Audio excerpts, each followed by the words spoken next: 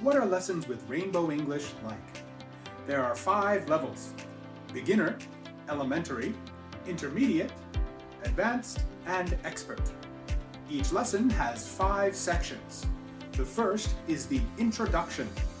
Here you'll find an explanation of the language, an example sentence, the lesson theme, and an example conversation or story. Hello there, and thank you very much for coming to today's Level 2 lesson. Let's have a look at Lesson 9. I'm cleaning the kitchen for my wife.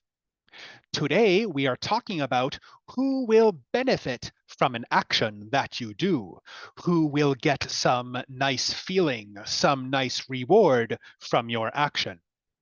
To do that, we can use our verb with ing, and then we say for somebody, for somebody. So for example, we could say, I'm making a cup of coffee for the boss. Can you say that sentence?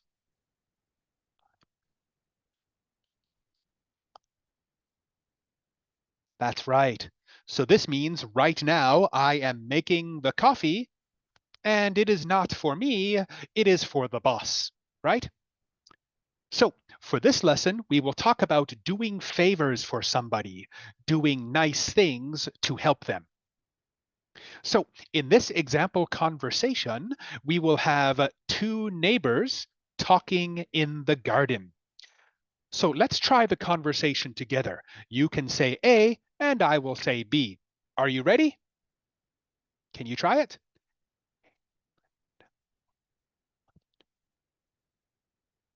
Oh, good morning, Bob. I'm just trimming the bushes for my wife.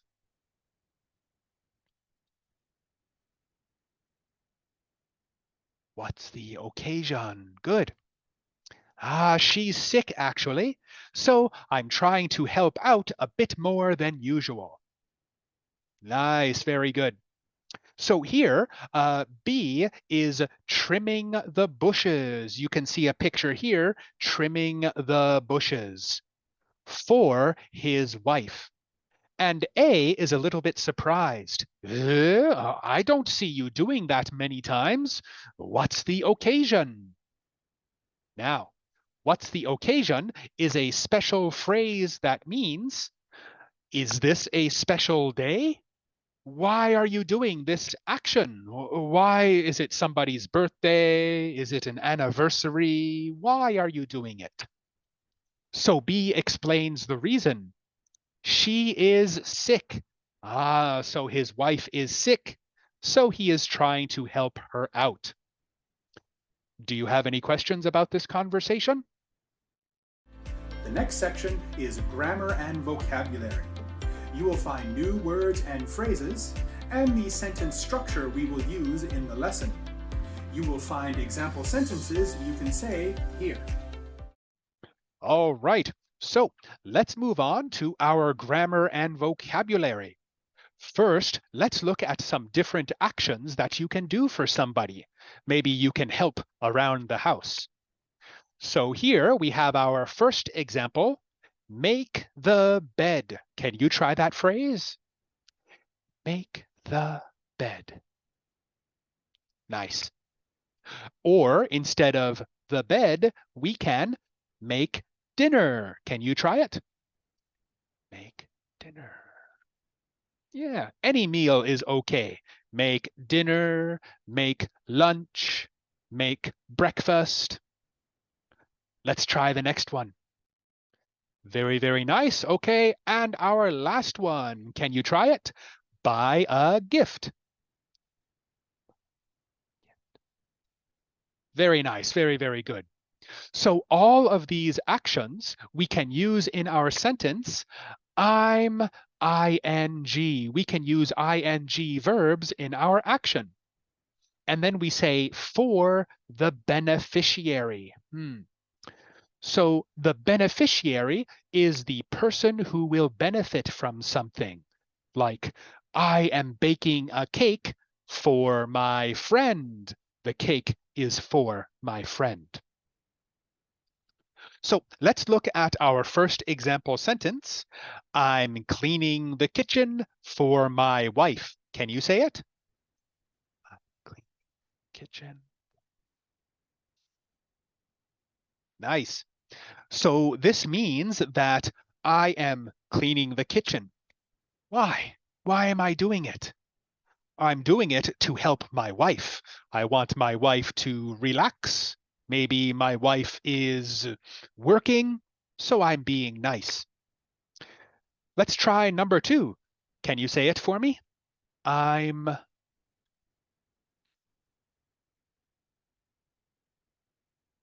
knitting a scarf for my friend. Perfect. Section 3 is listening. Here you will need to try and catch the key language that we have talked about and maybe imagine the situation that the people are in. All right. So let's move on from our grammar section to our listening section. Now, in these conversations, you might hear some natural pronunciation. The phrase whatcha is very, very common in English. We use it so many times, and it can mean different things in different situations. Sometimes whatcha means what do you? So instead of saying what do you want to do, we might say whatcha want to do. Can you try that? Whatcha want to do. Great. But in other situations, it might mean, what are you? So instead of saying, what are you doing? We can say, whatcha doing? Can you say it? Whatcha doing? Right, good, good, good. And another situation, we might say, what have you? What have you? So we can say, what have you been doing recently? Too long. No, we can say, what ya been doing recently? Like that. Good, good. So in these conversations, try to listen for what the person is doing. For number 1, is the person buying groceries or are they buying a gift? Which one? And who is the beneficiary? Who will benefit from this action? Remember, in our key language, for my friend is the beneficiary. For my wife is the beneficiary. So let's listen to number 1. Are you ready? Okay, we have 2 people. Hey, what you up to? Oh, not a whole lot. I'm getting a gift for my brother. Oh, yeah? Is it his birthday? Yeah, he's turning 21. And finish. Do you like my acting? So, what did you hear? What action are they doing? Buying a gift. That's right. I'm buying a gift. Good job. And who is the beneficiary? Did you hear it? No? Hey, that's okay. It's a little bit tricky. Let's try the conversation together. So I will say A and you can say B, okay? So, hey, what you up to? For my brother. So the beneficiary is my brother. Oh yeah? Is it his birthday? Yeah, he's turning 21. Nice job, yeah.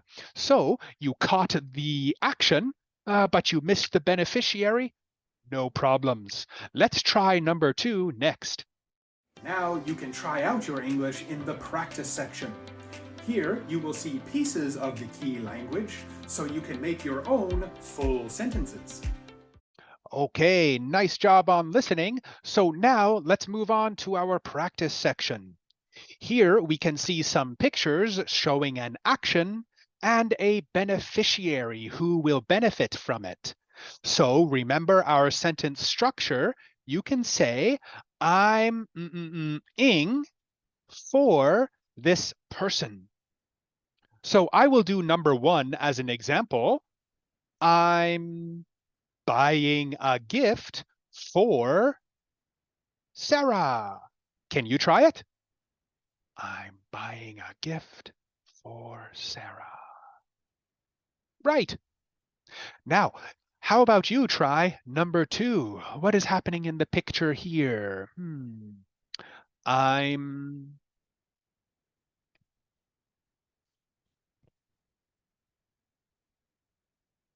I'm making the bed for my wife. You've got it. For my boss. That's right. Good job there on number 6. Okay. Do you have any questions? Okay. So let's move on to stage 2 of our practice. So far today, we have said for to talk about who is the beneficiary, who will benefit from your action. But we can also use for to talk about the special event or the reason why you are doing it. So for your sentences, you can say the word for 2 times. So if we look at number 1, for example, maybe typing a report, we could say, I'm typing a report for my boss for the meeting. Can you try it? I'm typing.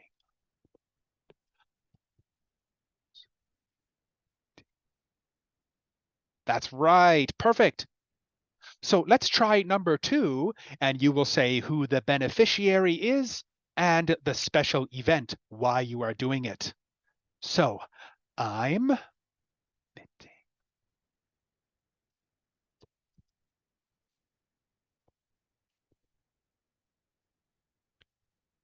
knitting a sweater for my father for his birthday. Perfect, just like that. Very good. Finally, the last section is the everyday use section. Here we are finished with the lesson theme, and we can see many different situations you can use the key language in. All right, nice work on practice. So now, instead of talking about the beneficiary, we don't even need to talk about them. We can only talk about the reason why if you want. You can cut out who you're doing it for. So now for these situations or events, try to imagine what you might do for them using ing. So for number 1, for example, you could say that maybe, I'm ing for a test. What do you think? I'm jumping for a test? I don't think so. I'm punching for a test? Probably no.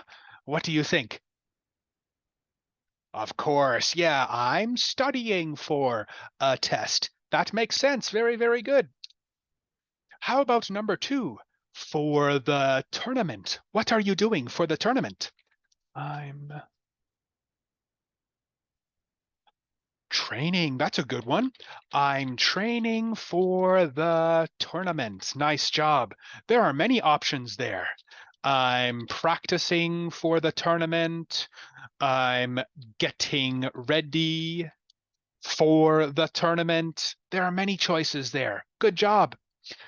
Okay, let's try number 3. And that's it. What do you think? You can find this lesson and many more at rainbowenglish.ca. You can find the link in the description down below. Do you want to know how to book a lesson? Try this video here.